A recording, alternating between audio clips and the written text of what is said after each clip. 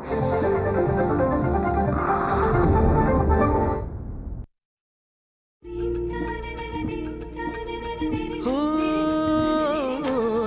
स्वरांचे बनती गाणे, साजनवानंद तराणे, रसिकांची ही जुळते नाते घडते जेव्हा सुरेल गाणे.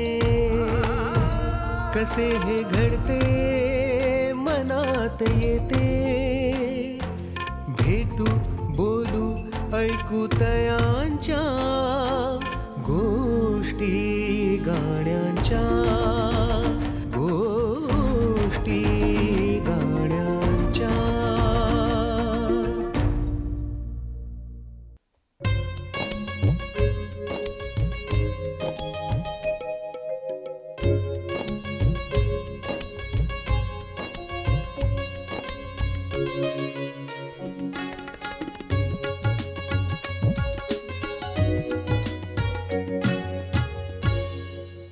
नमस्कार. गोष्टी गाण्यांच्या कार्यक्रमात पुन्हा एकदा आपल्या सगळ्यांचं स्वागत आहे. गीत संगीत आणि त्यातून जन्माला येणारं गाणं, मग त्या गाण्याची प्रत्येक वेळी एक वेगळी कथा आपल्यासमोर उलगडत जाते. जशी एखादी कथा पुढे जाते, जसा एखादा चित्रपट तयार होतो, तसंही कधीकधी या गाण्यांच्या निर्मितीच्या कथा ऐकताना होतं. आणि म्हणूनच वेगवेगळ्या वेळी वेगवेगळ्या कथा आणि वेगवेगळ्या गाण्यांच्या निमित्ताने आपल्याला हे उलगडता येतात. आजच्या गोष्टी गाण्यांच्या कार्यक्रमात पुन्हा एकदा आपल्या भेटीला आलेत आजच्या तरुणाईला गाण्याचा सच्चा सूर देणारे दोन बिनीचे शिलेदार, गीतकार क्षितिज पटवर्धन आणि संगीतकार अमित राज. दोघांचंही स्वागत आहे. नमस्कार. खरं तर मी म्हटलं तसं की गीत संगीत एकमेकांच्या हातात हात घालूनच जातं. आणि आपण मागच्याही भागात गप्पा मारल्या तेव्हा लक्षात आलं की ते एकमेकांशी ट्युनिंग जर जमलं नाही तर ते पुढे भट्टी जमत नाही असं होतं. पण ते ट्युनिंग तुमचं दोघांचं खूप छान जमलं आहे आणि म्हणून खूप उत्तम रचना आमच्यापर्यंत आल्या. पण अमित, इतर गीतकारांबरोबर सुद्धा जसं काम करताना एक वेगळे पण लक्षात येतं. हिरकणी नावाचा जो चित्रपट झाला त्याच्यात संजय कृष्णाजी पाटील यांनी गीतं लिहिलेली आहेत. तर काय सांगशील त्या गाण्यांविषयी आणि त्या चित्रपटातल्या सगळ्या गाण्यांच्या निर्मितीविषयी?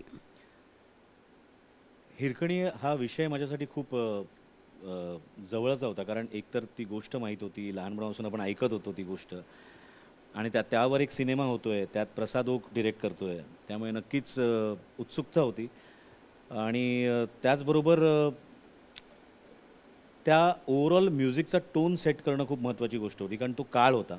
एक्झॅक्टली. तर त्यामुळे बरेच असे इन्स्ट्रुमेंट्स होते जे आम्ही वेगळ्या पद्धतीने वापरले. जसं आम्ही बांबूचा वापर केला एक वेगळ्या पद्धतीने. जसं ते जे आता तुम्ही गाणं म्हटलं, जगणं हे न्यारं झालं, जे गाणं आम्ही जे केलं, संजय कृष्णाजी पाटलांनी लिहिलं, अप्रतिम गाणं लिहिलं. त्याच्यामध्ये आम्ही एक वेगळ्या पद्धतीने एका बांबूचा यूज केला आणि तो रिदमिकली कशा पद्धतीने त्याला एक साऊंड दिला. त्यामुळे नक्कीच एक वेगळे प्रयत्न करायला मिळाले, त्याच्यामध्ये वेगळे एक्सपेरिमेंट्स करायला मिळाले. करेक्ट. संदीप खरे यांनीही त्यातली गाणी लिहिली आहेत. शिवराज्य अभिषेक गीत जे आपण ऐकतो ते संदीप खरेंनी लिहिलं आहे. आणि मजा अशी आहे की ते आणि आम्ही असे दोघे एकत्र कधीच भेटलो नाही आजपर्यंत, आज स्थगित. बरं. सो प्रसाद मला बोलला की असं असं आहे, संदीप लिहिणार आहे.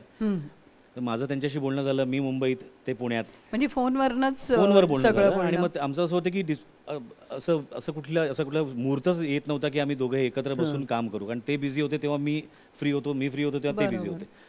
त्यामुळे अशा पद्धतीने ते फक्त फोनवर बोलून ते शिवराज्याभिषेक पूर्ण गीत आम्ही झालेलं आहे आमचं. आणि ॲक्च्युली खूप अवघड होतं, कारण 9 मिनिटाचं गाणं आहे ते. बापरे. आणि शेवटी ते ग्रँजर जे आहे ते आलंच पाहिजे. डेफिनेटली महाराज आहेत. सो वेगळा प्रयत्न त्याच्यामध्ये असा झाला ह्या हिरकणी ह्या प्रोजेक्टमध्ये की माझे सगळे म्युझिशियन्स, म्हणजे मी असं म्हणेन की रिदम जेवढे पण माझे म्युझिशियन्स होते, रिदम सगळे, आपलं सत्यजित जाम सांडेकर, त्याचं नाव घ्यायला आवडेल मला, कारण ज्याने पूर्ण रिदम अरेंजमेंट केली. ग्रेट. हे सगळे प्लस कोरस, जवळजवळ कोरसचा एक 20-25चा कोरस होता.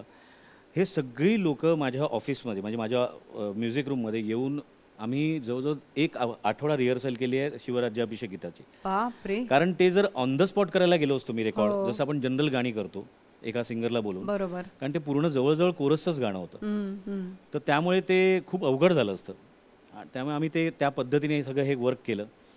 संजय कृष्णाजी पाटलांबरोबरचा माझा प्रवास जवळजवळ 72 मध्ये एक प्रवास ह्यापासून सुरू झाला आहे. बरोबर. त्यामुळे तो माझा पहिला सिनेमा, त्यामुळे नक्कीच त्यांच्यावर काम करायला खूप मजा येते. कारण एक तर खूप वाचन असल्यामुळे त्यांचं आणि खूप अभ्यास असल्यामुळे ते त्यांनी त्यांचंही पहिलंच हे अच्छा रोमॅन्टिक सॉन्ग असेल हे, हो असं हो काहीतरी. बरं बरं तेही असंच आहेत. ते रोमॅन्टिक सॉन्ग कधी अगदी लिहित नाहीत, पण त्यांनी त्यावेळेला तो प्रयत्न केला आणि त्यांचं अप्रतिम ते गाणं झालं आणि लोकांना खूप आवडलं ते. आणि अर्थात मधुरा त्यांची कुंभार आणि मी जोगवा गायलं ते. आणि जोगवा आणि ती सगळी गाणी पण त्यांची तेवढीच फेमस आहे. आणि तू आणि मधुरा गायलं. कुंभारने गायले. Yes, yes, वा, ऐकवणार आज आम्हाला? डेफिनेटली.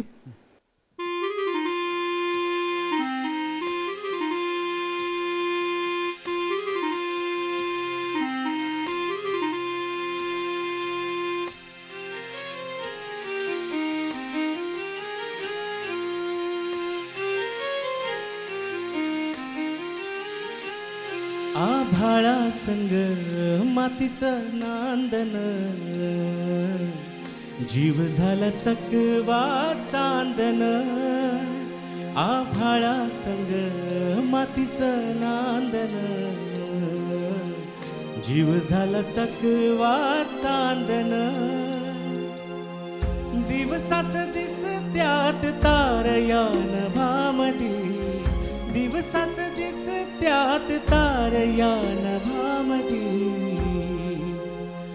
हो जगन हे न्यार झालं जी, हा जगन हे न्यार झालं जी.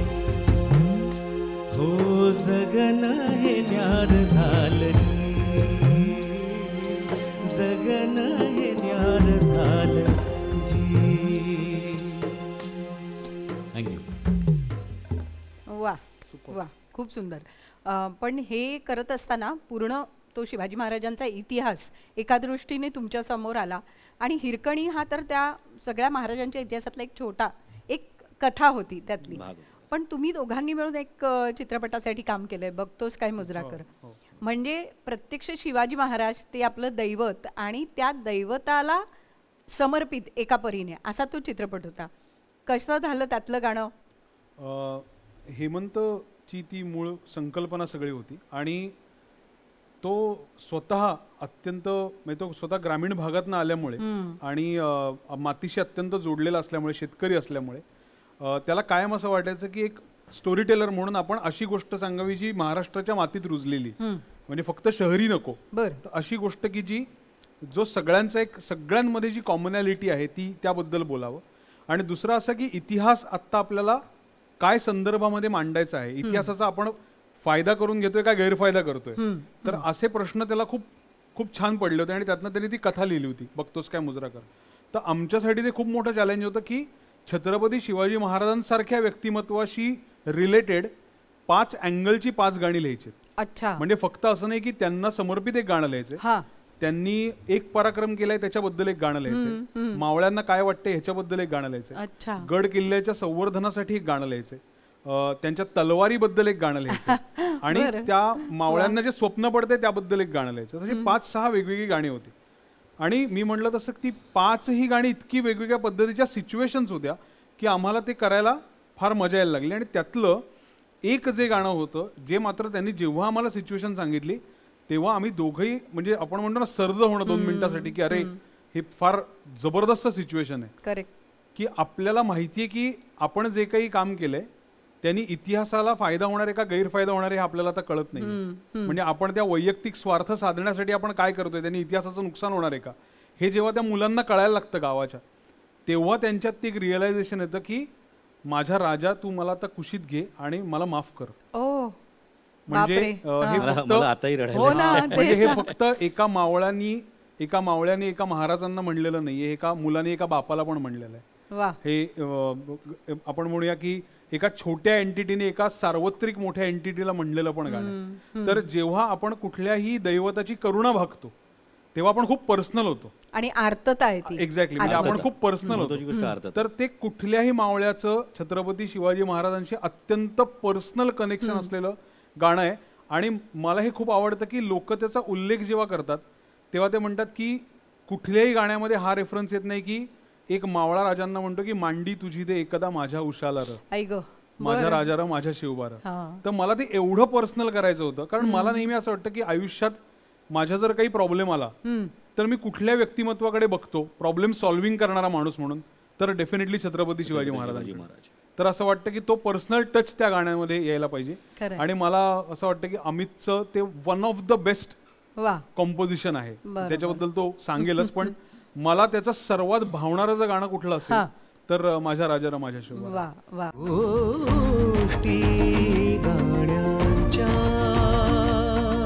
मग त्या माझ्या राजांना तू कसं अपील केलंस त्याबद्दल पण आम्हाला तुझ्याकडनं, म्हणजे संगीत म्हणून त्याचा विचार तू कसा केलास, कारण खरंच हे आव्हान होतं मोठं. मला असं वाटतं की माझं भाग्य आहे की असे सिनेमे माझ्या पदरात येतात, कारण खरंच सांगतो की खूप चांगले डिरेक्टर्स आणि मग चांगले डिरेक्टर्स मिळाले की आपोआप त्या म्युझिकचं एक सोनं होतं, त्या गाण्याचं सोनं होतं. खरं.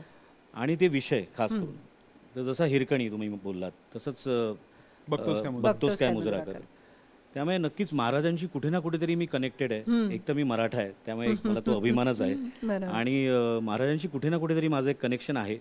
त्यामुळे असे प्रोजेक्ट्स माझ्याकडे येतात, मी अशा पद्धतीची गाणी करू शकतो. त्यामुळे जसं मी फर्जंदही केला, फर्जंद बरोबर. त्यामुळे हे गाणं खास करून बनवताना मला एवढंच वाटलं की मी तर म्हणजे मी खूप तसाही इमोशनल आहे खूप, त्यामुळे हे शब्दच ऐकून मी शब्द ऐकूनच रडायला लागले. पण मला असं वाटतं त्या भावनेतून किंवा त्या इमोशन्स मधून ही चाल निघाली मला वाटतं, आणि ते महाराजांनीच दिली. मी त्यांचीच कृपा आहे मी असं म्हणेन. मी नाही केलं, त्यांनी दिलं आणि मी करू शकलो. ते त्यांनी करून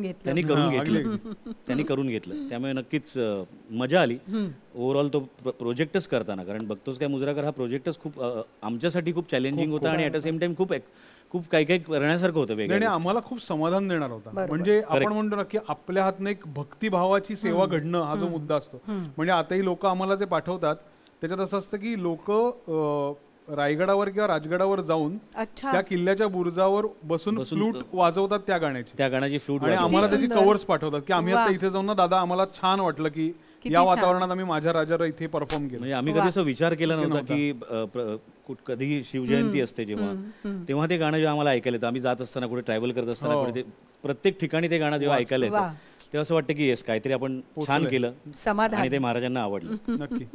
नक्कीच त्या कलाकृतीतलं समाधान असतं ते, आणि आज आम्हाला सुद्धा ऐकायला आवडेल ते. नक्की नक्की प्लीज.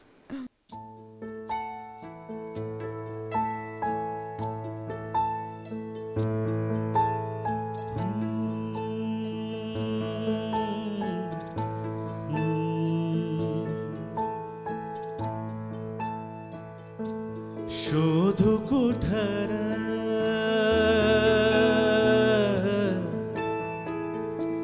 धाव कसर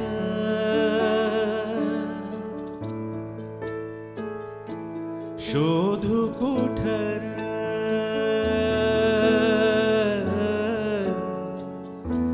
धाव कसर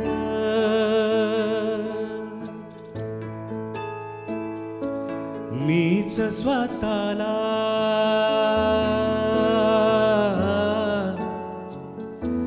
पाहू कसर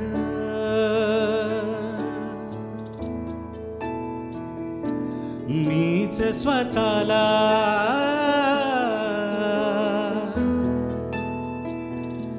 पाहू कसर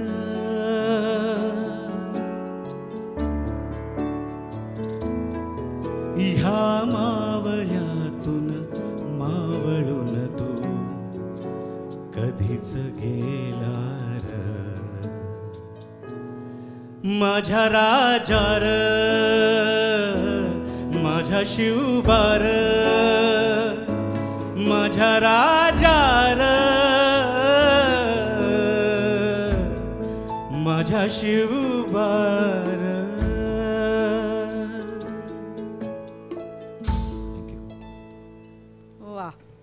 खरोखर तो कनेक्ट जो आहे ना तो खूप जाणवतो, या स्वरांमधनंच तो कनेक्ट जाणवतोय खऱ्या अर्थाने. पण असेच वेगवेगळे विषय येतात तेव्हा मला वाटतं तुमच्यासमोर मोठी मोठी चॅलेंजेस जी आहेत ती येत असतात. एक चॅलेंज तुमच्या दोघांच्याही बाबतीत आलं, आणि क्षितिज तुला त्याचं जास्त काम करावं लागलं, ते म्हणजे खारी बिस्किट. म्हणजे बहीण भावाची अशी ही कथा वेगळ्या पद्धतीने येऊ शकते. हे खरंच आश्चर्य वाटण्यासारखं. आणि त्याला मग खारी बिस्किट हो. हे नाव येणं ही कुठून सुरुवात झाली, काय झालं नेमकं? हे संजय जाधव म्हणजे आता अमित सर म्हणले तसंच आहे की आम्ही याचं श्रेय आमच्या दिग्दर्शकांना देतो. मग हेमंत असेल, संजय सर असतील, बाकीचेही बरेच डिरेक्टर्स आहेत ते असतील. तर बराच वेळा असं होतं की त्यांच्या डोक्यात काही ना काहीतरी भन्नाट गोष्टी शिजत असतात. जसं खारी बिस्किट हा एक मुद्दा होता की गरिबीत वाढणाऱ्या पण प्रचंड आनंदी असलेल्या भावा बहिणीची गोष्ट, आणि त्यात बहिणी जी आहे तिला दिसत नाहीये आणि भाऊच तिच्यासाठी सगळं जग आहे. म्हणजे तोच तिला सगळं जे दाखवेल ते तिच्यासाठी जग आहे. त्याच्या नजरेतनं ती बघते. तर कायम आपल्याकडे आपण बघतो की लहान मुलांमधली जी निरागसता असते तर ती दाखवायला आपल्याला खूप आवडते, त्याच्यावर काम करायला आवडतं. कारण तो एक काळाचा छोटासा भाग असतो जेव्हा तुम्ही पण लहान होता. म्हणजे ज्या काळात तुम्ही पण थोडेसे लहान होऊन विचार करता की आपण आपल्या बहीण भावासाठी काय करू शकतो. तर तसं त्या अर्थाने खारी बिस्किटचं इन्सेप्शन त्यांनी केलं होतं, गोष्ट रचली होती. आणि मग त्यात त्या सिच्युएशन होत्या. त्यातली 2 गाणी होती. एक खारी बिस्किटचं गाणं होतं लाडाची ग, आणि एक तुला जपणार आहे होतं. आणि तुला जपणार आहे ची गंमत अशी की त्याचे अगेन 8-9 ड्राफ्ट निघाले होते. म्हणजे 8-9 वेगवेगळी गाणी लिहिली होती सेम चालीवर. सरांनी जी चाल ऐकवली ती सुंदर होती. आणि प्रत्येक वेळेला आलं की आम्ही त्या बाहेरच्या रूम मधून फोन करायचो की हा ह्या 4 ओळी कशा वाटतात. चांगलंय पण अजून पाहिजे, मजा नाही येते. म्हणजे मजा येत नाही जसा चालूच होता. आणि ते असं म्हणतात ना सोपं लिहिणं खूप अवघड असतं. तसं हे सोपं करायला खूप वेळ लागला. म्हणजे खूप अवघड गोष्टींमधनं जात हे सोपं होत गेलं. पण मजा ही असते किंवा त्याचं सौंदर्य हे असतं की तुम्हाला कुठलेही तुम्ही चांगले लिरिक्स काढून बघा, त्याचं एक सगळ्यात मोठं वैशिष्ट्य हे असतं की ते तुम्हाला इन्फॉर्मेशन पेक्षा ना इमोशन देतात. म्हणजे तुम्हाला कायम एक भावना क्रिएट करतात. तो तुला जपणार आहे ही भावना आहे, ही बेसिकली इन्फॉर्मेशन पेक्षा ही भावना आहे. तर ती भावना सापडल्यावर असं झालं की येस ही भावना आहे जी आपल्याला गाण्यातनं पुढे न्यायची. आणि मग त्याला अनुषंगाने बाकीच्या गोष्टी पण जोडल्या गेल्या. आणि मला सांगायला आवडेल की हे माझं पहिलं गाणं आहे ज्याला मला गीतकाराचं फिल्मफेअर मिळालं त्या वर्षीचं. आणि त्याचं खूप मोठं श्रेय अमित सरांना, संजय सरांना पण जातं, आदर्श आणि रोंकिणीला पण जातं. आणि आदर्श आणि रोंकिणी दोघांनाही फिल्मफेअर मिळालं सर्वोत्कृष्ट गायक आणि गायिकेचं. तर त्यामुळे हे गाणं आमच्या सगळ्यांसाठी खूप स्पेशल आहे. आणि आम्हाला वाटलं होतं की फक्त बहीण भावाचं गाणं आहे, पण ते लोकांनी आपल्या नात्यातल्या किंवा नात्याबाहेर असलेल्या कुठल्याही जवळच्या माणसाला संबोधण्यासाठी ते गाणं वापरलं. त्यामुळे आज ते गाणं ज्या पद्धतीचं लोकप्रिय झालंय त्याचं कारण ते की लोकांना ती इमोशन कनेक्ट झालं. म्हणजे आता लग्नातही ते वाचतं एकमेकासाठी, रक्षाबंधनलाही वाचतं. त्यामुळे ते एक युनिव्हर्सल झालंय ते. आणि त्याचे शब्दच मला वाटतं त्यामुळे पण की तुला जपणार आहे मी सारी जिंदगी तुला जपणार आहे. तो जो फील आहे की मी आहे तुझ्या पाठीशी, सो तू काही हे करू नको.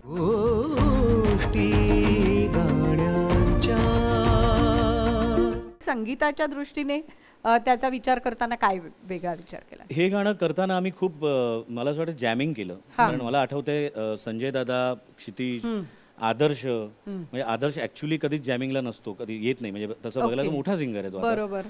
पण त्यासाठी स्पेशली त्या गाण्यासाठी आदर्श किंवा रोंकिनी गुप्ता, ती अप्रतिम सिंगर, तिने मोह के धागे मधलं बरंच काही गायलंय. रफू तिने गायलंय. त्यामुळे ती हिंदीतली आहे, चांगली सिंगर आहे. पण at the same time Marathi तिला चांगलं येतं. त्यामुळे आम्ही जॅमिंग केलं. आणि परत तेच सांगतो, जसं आता संजय दादा म्हटले की आम्ही 2 म्युझिक डायरेक्टर असतो, दुनियादारीपासून चालत आली ती परंपरा, पंकज पडघन आणि मी. बरोबर. त्यामुळे हे त्याच्या घरी जॅमिंग झालं, पंकजच्या स्टुडिओला जॅमिंग झालं. हीच मजा आहे. कारण मला हीच मजा येते, एक मजा वाटते की एक एक वेगळा म्युझिक डायरेक्टर. आणि परत मी तुम्हाला तेच सांगेन की एक ते कम्फर्ट झोन आहे आमचं आता झालंय, बिल्ड झालंय. तो त्याच्या घरी आम्ही जॅमिंग केलं, मला अजून आठवत आहे. आणि सकाळी आम्ही एक साधारणपणे 11:30ला आम्ही भेटलो होतो. संध्याकाळी 7:30ला आम्ही ठरवलं अच्छा हे गाणं करायचं, हे असं ह्याचं स्वरूप असेल. कारण त्याच्यामध्ये बरंच आलापी आहे, बरंच रागदारी आहे आणि सगळ्याच गोष्टी आहेत. तर त्या कारण काय होतं, करायला भरपूर काय काय करू शकतो, पण कुठल्या गोष्टी निवडायच्या ते पण कळलं पाहिजे. त्यामुळे ते आम्ही सगळ्यांनी मिळून एकत्र मिळून एक गोष्ट त्याच्यातली वेचत गेलो आणि ते गाणं घडलं. आणि शेवटी हृदयाला हात घालणारं असं गाणं आहे हे. त्याच्यामुळे रसिकांच्या हृदयाला खऱ्या अर्थाने तुम्ही हात घातलात. आणि तू म्हणालास तसं सगळ्या नात्यांचं म्हणजे एकमेकांविषयी वाटणारं प्रेम ही त्याची बॉटम लाईन म्हणतात तशी आहे. आणि त्यामुळे खूप सुंदर वाटते. ऐकवाल आज आम्हाला?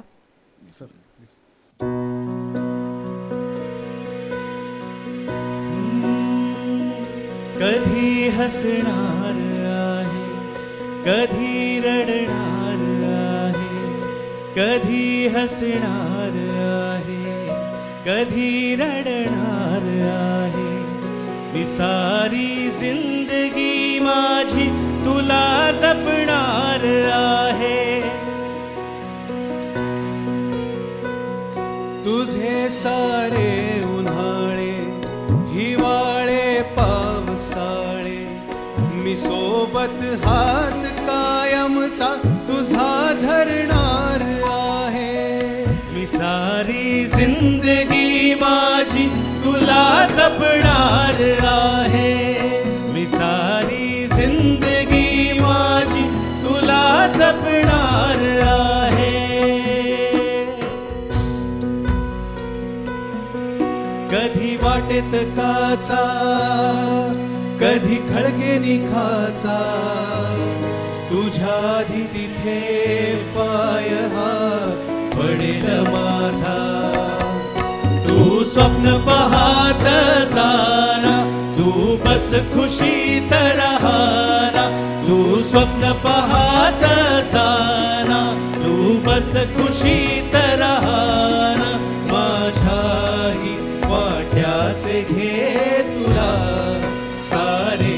मी सारी जिंदगी माझी तुला जपणार आहे. मी सारी जिंदगी माझी तुला जपणार आहे. मी सारी जिंदगी माझी तुला जपणार आहे. वा वा वा, खूप सुंदर. पण या मुलांना क्षितिज तू कुठे पाहिलं होतंस का? कारण असं होतं ना की कधी कधी त्या कल्पना लिहित असताना सुद्धा प्रत्यक्ष काही बघितलेलं असलं तर त्याचे पडसाद कुठेतरी उमटतात. अशा अनेक मुलांना आपण पाहिलेलं असतं, लहान मुलांना, इव्हन रस्त्यावरच्या तर अनेक मुलांना पाहिलेलं असतं. म्हणजे मध्ये असं एक झालं की रस्त्यावर राहतात एक लहान मुलगा जे रस्त्याच्या कडेला राहतात, तर तो मळक्या अवस्थेत होता. त्याच्या हातात एक अर्धा वडापाव होता, पण तो इतका हसत नाचत चालला होता. तर मी माझ्या बायकोला असं म्हणलं की त्याच्या गरिबीचा आणि त्याच्या आनंदाचा काही संबंधच नाही. खरंच आहे, तो इतका आनंदी आहे की त्याला ह्याचं भान नाही की तो श्रीमंत आहे का गरीब आहे. बरोबर. आणि मला असं वाटतं की अशी लहान मुलं तुम्हाला सतत काही ना काहीतरी प्रेरणा देत असतात. ते प्रचंड निरागसतेने वर्तमानाकडे आणि भविष्याकडे पाहत असतात. तर अशा कॅरेक्टरचं पोर्ट्रेल लिरिकली करायला मिळणं ही खूप मोठी गोष्ट असते. आणि मग ते म्हणतात पण की पुढे आपण हे करू ते करू, पण आता माझ्यासाठी हे महत्वाचं आहे. तर तसं ते गाणं खारी बिस्किट मधलं दुसरं गाणं त्याला डेडिकेटेड आहे की ते त्यांचं स्वप्नरंजन आहे की आपण आता काय करू, अमुक तमुक लाडाची प्रेमाची आणि एकुलते एक या बिस्किटाची खारी, असं ते सगळे. तर ते गाणं हे कम्प्लीट फॅन्टसी आहे आणि हे गाणं आहे ते कम्प्लीट केअरिंग आहे. तसे दोन्ही पदर त्या लहान मुलांच्या नात्याचे त्याच्यात अनुभवता आले, त्यामुळे मजा आली. खरंय. मग मला असं वाटतं लाडाची पण आपल्याला ऐकायला पाहिजे. अरे नक्की नक्की नक्की 100%.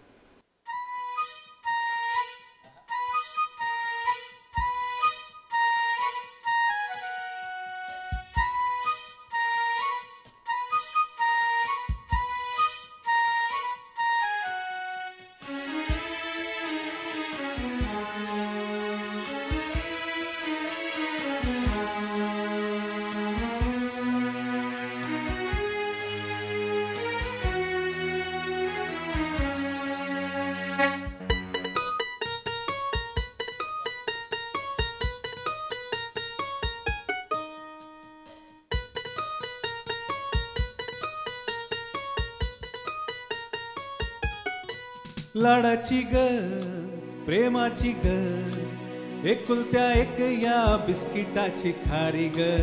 उधारीच्या दुनियेची तू माझी क्यूट शी राजकुमारी ग.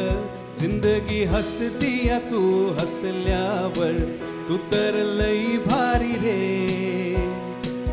उजळतय जग तू दिसल्यावर माझी खारी रे.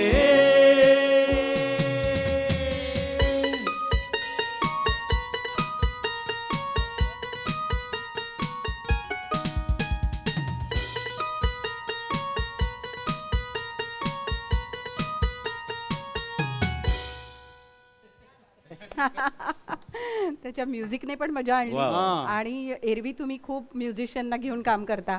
आज आमचे हे 4च त्यांच्यासाठी एकदा टाळ्या, त्यांनी मस्त काम करतात. हे 4 100च्या बरोबर आहेत. नाही खरंच आहे, कमाल करतात पण. छोट्या ह्याच्यामध्ये पण आपल्याला तो छान फील ज्याला म्हणतात तो नक्कीच या. आम्हाला स्वतःला आमची गाणी रिव्हिजिट करून छान वाटतं. आम्हाला मजा येते खरंच सांगतो. खरंय खरंय. आणि क्षितिज, आता मुलांचा विषय चाललाय तर सध्या तुझी आजीबाई फारच जोरात चालली. म्हणजे मुलांनी धुमाकूळ घातलाय, स्टेजवर सगळ्यांनी धुमाकूळ घातलाय. मुळात AI, आजी आणि हे सगळं मुलांचं विश्व कसं उलगडलंयस? लहान मुलांसाठी काहीतरी करावं असं सतत वाटत होतं, कारण लहान वयोगटातल्या मुलांना मराठीमध्ये कंटेंट नाहीये. म्हणजे कायम आपण त्यांच्या हातात रेस्टॉरंटमध्ये गेलो की मोबाईल देतो, की आता मोबाईल बघा आम्ही जेवतो, किंवा एखादी ऍक्टिव्हिटीला त्यांना पाठवतो. पण मला नेहमी असं वाटायचं की जसं डिझनी हे लहान मुलांना घेऊन एक काहीतरी मनोरंजन करतं, आणि त्याची दुसरी एक गंमत असते की त्यांनी मोठी माणसंही लहान मुलं होतात. बरोबर. मोठ्या माणसांना लहान करणारं आणि लहान मुलांना लहानच ठेवणारं असं काहीतरी करायचं होतं. आणि त्यातनं हे AI महाबालनाट्य जन्माला आलं आणि आता ते लोकांना खूप आवडते. लवकरच त्याचा 50वा प्रयोग होईल आणि लेखक, दिग्दर्शक, गीतकार म्हणून हे सगळं मोठ बांधताना खूप मजा आली आणि प्रचंड रिस्पॉन्स आहे. लहान मुलं वेड्यासारखी येऊन नाचतात, गातात, धमाल करतात आणि असं वाटतं प्रत्येकाला एक त्याची ऊर्जा दाखवायला, एक मजा करायला आणि त्यातनं एक छोटासा आपल्या भाषेबद्दलचा, मातीबद्दलचा संदेश मिळायला ते नाटक उपयोगी ठरतंय. त्यामुळे आनंद वाटतोय नक्कीच. आणि सगळे प्रेक्षक, म्हणजे तुम्ही आतापर्यंत तरुण प्रेक्षक तयार करत होतात, आता तुम्ही बाल प्रेक्षक सुद्धा तू तयार केलेस असं म्हणायला हरकत नाही. गरजेचं आहे, कारण आम्ही नेहमी हा विचार करतो की अजून 5 वर्षांनी येणाऱ्या पिढीला आपण काय, बरोबर, त्यांना आपण आपले कसे वाटू. कारण काळाची जी कसोटी आहे ती प्रत्येक कलाकाराला असते, ती आता अजून आम्हाला पण यंग होता येतं त्या दृष्टीने. त्यामुळे आणि असं म्हणतात ना की दर 5 वर्षांनी आपला एक फेज बदलली पाहिजे प्रत्येकानेच, म्हणजे प्रत्येक कलाकारांनी बदलली पाहिजे. तर त्या माध्यमातून तुम्ही खूप पुढे प्रत्येक टप्प्यावर वेगळे उलगडताय असं म्हणायला हरकत नाही. गर्लफ्रेंड नावाचा सिनेमा आला होता आणि जसं संगीतकार म्हणून अमित बरोबर तुझं ट्युनिंग आहे, तसं ऋषिकेश आणि जसराज आणि सौरभ या तिघांची जोडी सुद्धा खूप सुंदर करत आहे. त्यांच्याबरोबर काम करतानाचा अनुभव काय? खूप चांगला अनुभव होता. आम्ही पुण्यात एकत्र इंटर कॉलेजिएटमध्ये काम केलं होतं आणि त्याच्यानंतर आम्ही डबल सीटमध्ये पहिल्यांदा काम केलं. डबल सीटचा अल्बम त्यांनी केला आणि त्यानंतर YZचा माझा अल्बम त्यांनी केला. आणि गर्लफ्रेंड हा जो अल्बम होता हा अगेन उपेंद्र सिधे म्हणून आमचा मित्र आहे, स्वतः तो उत्तम लेखक आहे, त्यांनी ही फिल्म डिरेक्ट केली होती. आणि प्रत्येक प्रेमामध्ये एक संभ्रमावस्था असते, कन्फ्युजन असतं की हे माझ्यासाठी आहे का नाहीये. आणि ते थोडंसं स्वीट असतं, आपल्याला आवडतं पण असतं, पण आपल्याला वाटत असतं की अरे हे जाईल का काय. तर त्या संभ्रमावस्थेबद्दल त्यांना एक गाणं पाहिजे होतं आणि अगेन ॲटमॉस्फिअरिक गाणं होतं. म्हणजे त्या वेळेला ती पात्र एका रिसॉर्टमध्ये जातात, आजूबाजूला दव पडलेला आहे, पहाट वारा आहे छान. तर हे गाण्यात कसं दाखवायचं, आता ते ट्यूनमध्ये तर आहे पण ते शब्दांमध्ये कसं दाखवायचं. तर असा जेव्हा टास्क आला तेव्हा ते कंपोजिशन मला त्यांनी पाठवलं आणि त्यातनं असे शब्द आले की कोडे सोपे थोडे, अवघड थोडे पडले कारे, जागी होण्याआधी स्वप्न नव्याने घडले कारे. तर असं वाटलं की ते इमोशन खूप छान त्या याच्यातनं येते. आणि दुसरं असं असतं की प्रेमात माणूस नेहमी प्रवास करत असतो, म्हणजे एका इमोशनवरनं दुसऱ्या इमोशनवर कायम प्रवास करत असतो. तर तो प्रवास पण त्या शब्दांमधनं दाखवता आला तर मजा येईल असं वाटलं. आणि मग पुढच्या कडव्यांमध्ये त्याचा सगळा तो प्रवास आहे आणि खूप चांगलं रिसीव्ह झालं. मी म्हणेन ते अंडर रेटेड आहे गाणं, कारण बऱ्याच वेळेला काय होतं की आपल्याला धांगडधिंगा किंवा पटकन उडत्या चालीची गाणी आवडतात, पण ज्यांना म्युझिक हे एक थेरपी म्हणून करावं असं वाटतं. जसं रंग जरा सवला आहे त्याचं खूप चांगलं उदाहरण आहे की जेव्हा जेव्हा लोक ऐकतात त्यांचे मेसेज येतात की अरे आम्हाला थेरपी सारखं वाटतंय गाणं, की कोणीतरी आम्हाला छान मायेने हात फिरवतंय. तर कोडे सोपे थोडे हे त्याच पद्धतीचं गाणं आहे.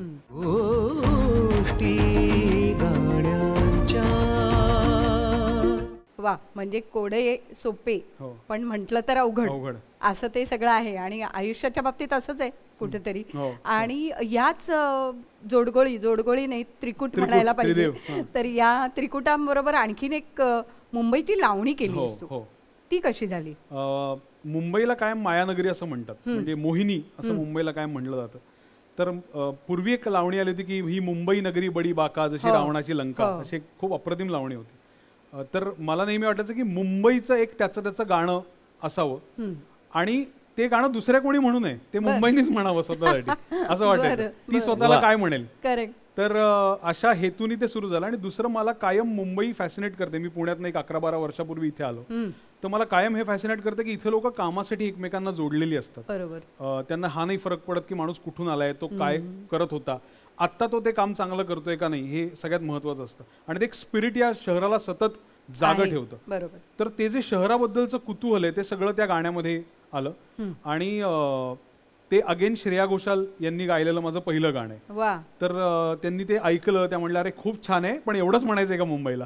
तर मी म्हणलं आता तरी एवढंच म्हणायचंय. आणि या गाण्याची खासियत अशी की याचा जो ताल आहे तो लोकल ट्रेनच्या ह्याचा ताल आहे. म्हणजे तो लोकल ट्रेन ज्या तालामध्ये पळते त्या तालामध्ये ते गाणं त्यांनी कंपोज केलंय. त्यामुळे ते फार इंटरेस्टिंग गाणं झालंय. आणि आताही आता मॅच परवा आपण जिंकलो, मुंबईत मिरवणूक निघाली, तर त्याला अनेक जणांनी ते गाणं मागे लावलं की सो ते गाण्याचे शब्द असे की कुर्बान किती झाले माझ्यावरती, साता समुद्रा पार माझी कीर्ती, मी आन बान शान मोठाली दुकान हाय, झटक्यात बुढी अन झटक्यात मी जवान हाय, चमचमते जशी शुक्राची चांदणी, रोज वाटावी अशी कहाणी नवी. आणि त्याच्यावर तो जो काउंटर पार्ट आहे तो म्हणतो, तू दिल के दरिया की राणी, चमके तू मासोली वाणी. आणि मग पुढे त्याचं सगळं आहे की माया नगरी आहे की आहे जंतर मंतर, 12 महिने चालू आत कुठलं यंत्र. तसं त्या शहराच्या आतमध्ये असं काही यंत्र दडवलंय की ते 12 महिने चालू आहे, असं अख्खं त्या मुंबईला मी डायसेक्ट त्याच्यामध्ये. सो त्यामुळे आमच्या सगळ्यांसाठी खूप. आणि मग लोकल ट्रेनचे पहिल्यांदा लोकल ट्रेन रेंटवर घेऊन त्याच्यात ते शूट करणं, हे सगळे अनुभव मी या गाण्याच्या वेळेला घेतले. त्यामुळे खूप खूप मजा आली. वा वा. म्हणजे मुंबई ही मायानगरी बरोबर आहे. पण अनेक असे चित्रपटातल्या तारे तारका असे आपल्याला वाटतात की ती एक म्हणजे म्हणतात ना, आपलं एक मन त्या आकर्षित होतं, त्या कथानकाकडे जसं होतं तसं त्या व्यक्तिरेखांकडे सुद्धा आकर्षित होतं. आणि मग ती कॅरेक्टर्स सगळे तारा आपल्याला वाटायला लागतात. मी बोलते श्रीदेवी बद्दल. आणि तुम्ही चक्क श्रीदेवी प्रसन्न वगैरे, हा म्हणजे काय विषय होता नेमका. विशाल मोडवे डायरेक्टर आमचे, आणि त्याला आम्ही दोघंही इनफॅक्ट बरेच वर्षांपासून ओळखतो. कारण तो सचिन दरेकर आणि बऱ्याच लोकांबरोबर, इनफॅक्ट प्रकाश कुंटेंबरोबर पण ॲज असोसिएट डायरेक्टर होता. ओके. आणि त्याचा हा पहिला सिनेमा श्रीदेवी प्रसन्न, हे त्याच्या डोक्यात नाव असं आलं कारण त्या सई तामणकर जी आपण आणि ते जे कॅरेक्टर आहे त्या कॅरेक्टरचं नावच श्रीदेवी आहे. कारण तिची पूर्ण आपण बघतो की त्या फिल्ममध्ये की पूर्ण फॅमिलीज तिची खूप अशी फिल्मी आहे. तर वडिलांचं नाव शशी आहे आणि असं सगळं आहे. तर त्यामुळे तिचं नाव श्रीदेवी आहे. तर श्रीदेवी प्रसन्न हे त्याच्या डोक्यात नाव आलं. आणि तो बोला आपण हे अशी फिल्म करतोय. आणि फिल्म पण खूप अप्रतिम आहे, मजा आली. त्याची पहिली फिल्म असूनही त्याने म्हणजे कुठेच असं वाटत नाही की ही त्याची पहिली फिल्म आहे. आणि सई तामणकर, सिद्धार्थ चांदेकर अप्रतिम कामं केली आहेत सगळ्यांनीच. आणि त्यामुळे ती गाणी करताना ही खूप मजा आली, कारण आम्हाला जॅझ आणि अशा वेगवेगळे फ्लेवर एक्सप्लोर करता आले. सो मजा होती. मला वाटतं प्रेमाची परिभाषा एका वेगळ्या पद्धतीने सांगणार असं गाणं अजून कोणी.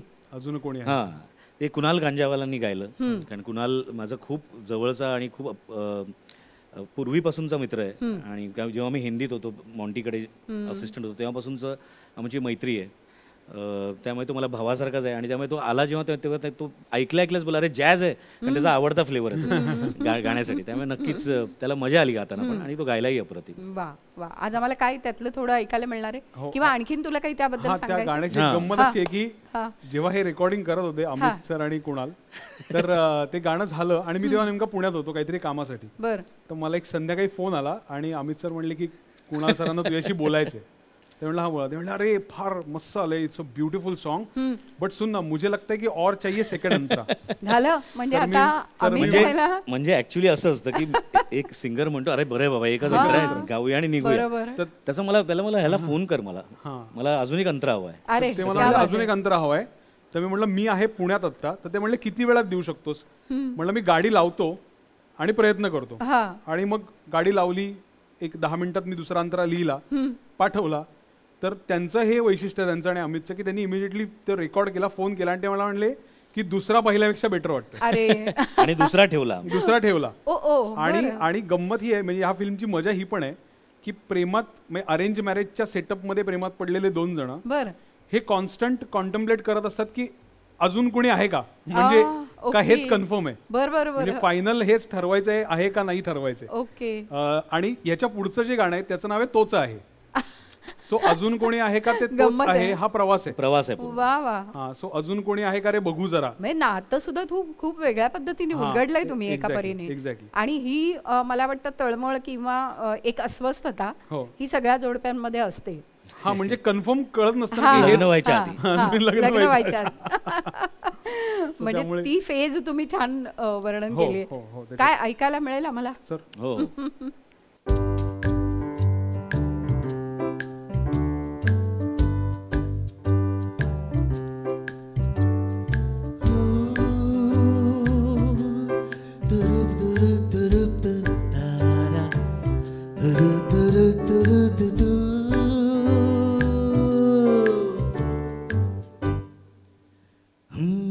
अजून कोणी आहे का रे बघू जरा, अजून कोणी आहे का रे, अजून कोणी नाही ना रे इथे आता, अजून कोणी नाही ना रे, मनात आत आत खोल खोल जाईन या इथे, खोल खोल खोल जाईना रे, तुझ्या विना चुके तुझ्याकडे झुके रे, जीव हा तोल तोल तोल जाईना रे, ओ का सारे उदास, हो हो हो हो हो का जागी आता, ओ का जागी उगाच, हो हो हो चल भेटू आता, हो अजून कोणी आहे का, अजून कोणी आहे का, अजून कोणी आहे ना, अजून कोणी नाही ना,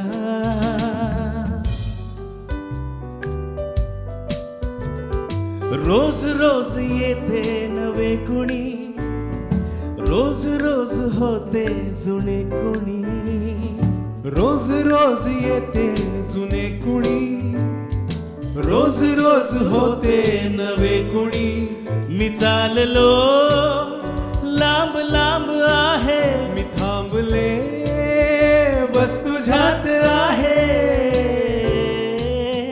पाहिजे ते आसपास आहे, ठाऊक आहे ना, मन तरी ते का पाहिना रे, हळूहळू फुटूची लागली आता मनास या, ती पालवी नवी हीच ना रे, हो का सारे उदास, हो हो हो हो हो का जागा आता, का सारे उदास, हो हो हो हो चल भेटू पुन्हा, हो अजून कोणी आहे का. वा. गोष्टी गाण्याच्या. पती पत्नीच्या नात्यातल्या अशा एखाद्या दुव्याला तुम्ही गाणं केलंय, हाच एक खूप वेगळा विषय आहे खऱ्या अर्थाने. पण जेव्हा आपण म्हणतो ना पती पत्नीचं नातं, तेव्हा ते विठ्ठल रखुमाईला सुद्धा चुकलेलं नाही. आणि त्या नात्यातले जे काही राग लोभ हे सगळे आहेत, ते थोडेसे खटके, या सगळ्या गोष्टी तिथेही आहेत. आणि मग रखुमाईसारखं गाणं तू केलं आहेस. खरं तर तेव्हाही रखुमाई रखुमाई गाणं जेव्हा आलं, तेव्हा त्या गाण्याच्या वेळेला सुद्धा इतकं सुंदर ते गाणं झालं आणि लोकांनी खूप ॲप्रिशिएट केलं. पण त्याची प्रक्रिया नेमकी कशी घडली?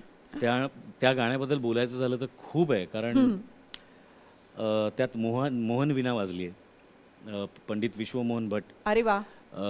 यांनी त्यात मोहन वीणा वाजवली आहे. आणि मला अजून आठवते की मी जेव्हा ते गाणं कंपोज केलं आणि जेव्हा मी ते प्रोड्युसरांना ऐकवलं त्यांना ते ओके होतं, पण तेव्हा मोहन वीणा वाजली नव्हती. बरोबर. पण माझ्या डोक्यात होतं ती मला वाजून घ्यायची. आणि वैभवने सुंदर शब्द लिहिलेत. वैभव जोशी अप्रतिम शब्द. आणि तर मी त्यांना बोललो की मला ह्याच्यात मोहन वीणा वाजून घ्यायची आहे. तर हे आधीच असंच चांगलं वाटतं रे अमित, अजून कशाला पाहिजे तुला मोहन वीणा. मी बघा तुम्ही फक्त, बरं, मला बाकी काही नको गाण्यामध्ये, पण ती फक्त मोहन वीणा येऊ दे. अच्छा.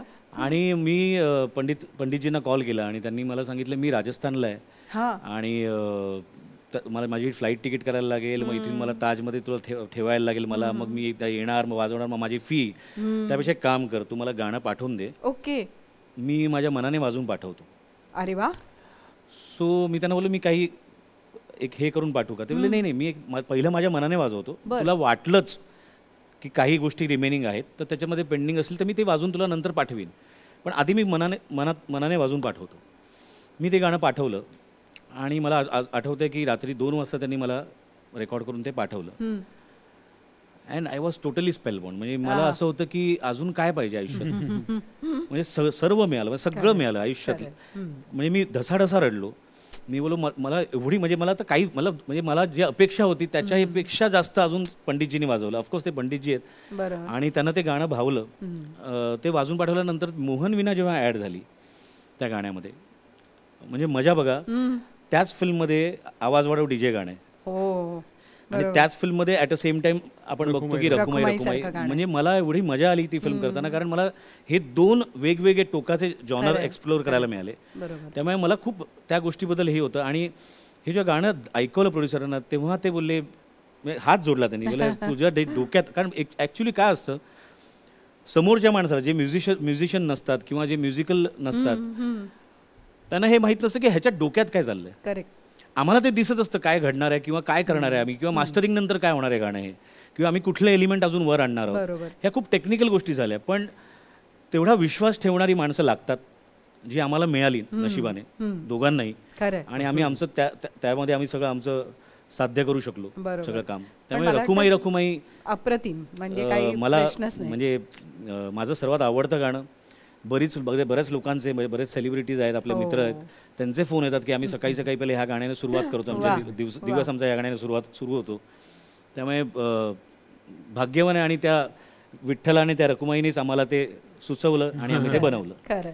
पण क्षितिज, मला वाटतं पोस्टर गर्लच्या वेळेलाच तुम्ही दोघं, म्हणजे जसं आवाज वाढ होतं होतच, म्हणजे त्यावेळेला तुम्ही दोघं एकत्र काम करायला लागला होता. सो ही सगळी रखुमाईची प्रोसेस सुद्धा खूप जवळून तू पाहिली होती. नाही, आणि मला ना कधी कधी मला माझा नशिबाला एक हे द्यावं असं वाटतं, काय कौतुक करावं असं वाटतं. उलट आहे, मला कौतुक अशासाठी वाटतं की काही लोक मला टॅग करतात. अच्छा. आणि मी दरवेळेला हे लिहितो की अरे हे जसं माझी पंढरीची माय पण आहे की लोक ठाकूरची मला टॅग करतात, तसं रखुमाईला वैभवच्याची मला टॅग करतात, कारण त्यांना असं वाटतं की अमित राजचे तर मी लिहिलं असेल. पण मला त्या मोमेंट पुरतं खूप छान वाटतं. म्हणजे अगदी खरं सांगायचं होतं की लोकांना असं वाटतंय की इतक्या चांगल्या मोठ्या दर्जाचं गाणं मी लिहू शकतो, तर ही एक पावती आहे सगळ्यात पहिलं. आणि दुसरं काय होतं की आम्ही दोघंही नेहमी हा विचार करतो की कुठल्याही चांगल्या गोष्टीचा आपण किती छोटा भाग असलो तरी ते चांगलं आहे. बरोबर. नेहमी हा नाही विचार करत की आपण किती मोठा भाग आहोत. आपण म्हणजे आपल्या समोर एखादं गाणं जन्म घेणं, भले आपण त्या गाण्याचा भाग नसू, ही सुद्धा खूप सुंदर गोष्ट आहे. म्हणजे अमितच्या अनेक गाण्यांना पंकज शेजारी बसणं किंवा पंकजच्या गाण्यांना अमित शेजारी बसणं हे तेच आहे की तुझं गाणं जन्माला येताना मी तिथे आहे, हे मला श्रीमंत बनवणारच आहे. किती छान. तर तेच आम्ही म्हणजे त्या दृष्टीनेच आमची वाटचाल चालू आहे आणि पुढेही चालू राहील. आणि रखुमाई त्यातला फार सुंदर टप्पा आहे. आजही अनेक लोकांचं, म्हणजे मला मित्र म्हणून त्याचा अभिमान वाटतो की मी कुठेही जेव्हा जातो तेव्हा अनेक लोकांची रिंगटोन किंवा कॉलर टोन ती असते. आणि मला पहिल्यांदा ऐकल्यावर झटकन आठवतं की अरे किती मस्त आहे की लोकांना फोन उचलताना वाटतं की हे गाणं वाजावं. तर ही अमेझिंग गोष्ट आहे. खूप सुंदर. आणि मला असं वाटतं आठवणींचा पट म्हणतात तसा आज गाण्यांच्या निमित्ताने निघाला. मुळात गोष्टी गाण्यांच्या निमित्तच हे आहे की गाण्यांच्या निर्मितीच्या कथा आम्हाला तुमच्याकडनं ऐकायच्या आहेत. आणि मला असं वाटतं तुम्हाला सुद्धा तो एक नॉस्टॅल्जिक फील नक्कीच मिळाला. खूप मजा आली. मजा आली. आणि म्हणूनच आपल्या रसिकांना मला हेच सांगायचं आहे की जशी या कलाकारांना मजा येते तशीच तुम्हाला सुद्धा येते, कारण तुम्ही सुद्धा तुमच्या प्रतिक्रिया आमच्यापर्यंत पोहोचवत असता की वेगवेगळ्या कलाकारांकडनं त्या गाण्यांबद्दल ऐकल्यानंतर ती गाणी पुन्हा एकदा ऐकताना तुम्हाला ती गाणी वेगळी वाटायला लागतात. आणि हेच मला असं वाटतं या कार्यक्रमाचं यश आहे. त्यामुळे गोष्टी गाण्यांच्या कार्यक्रम ऐकत राहा, पाहत राहा. आणखीन काही कलावंतांसह पुढच्या भागात आपण भेटणार आहोत, पण आजची मैफिल त्याची सांगता मात्र रखुमाईने होईल. बिलकुल.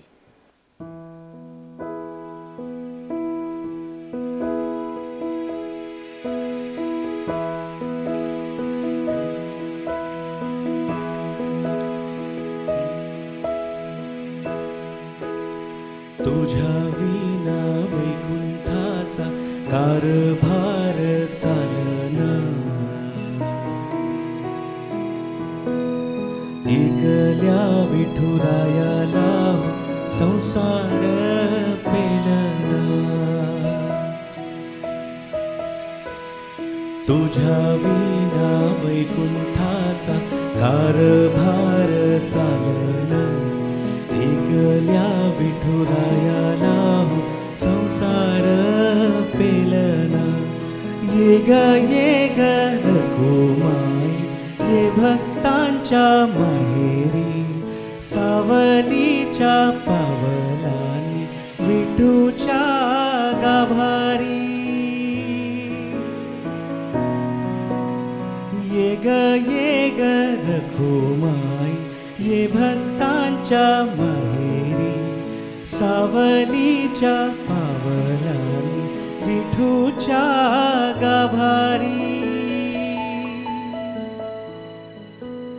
रखुमाई रखुमाई रखुमाई रखुमाई रखुमाई रखुमाई रखुमाई रखुमाई रखुमाई रखुमाई रखुमाई रखुमाई रखुमाई रखुमाई रखुमाई रखुमाई.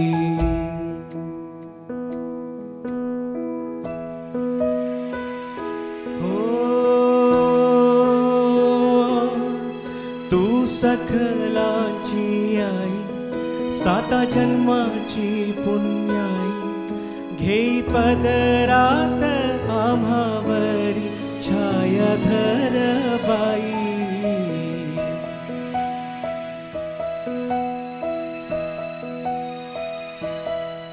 तुझी थोरवी महान, तिन्ही लोकी तुला मान, देई वरदान यो तुझ्या पालखीचे भोई. रखुमाई रखुमाई रखुमाई रखुमाई रखुमाई रखुमाई रखुमाई रखुमाई रखुमाई रखुमाई रखुमाई रखुमाई रखुमाई रखुमाई रखुमाई रखुमाई.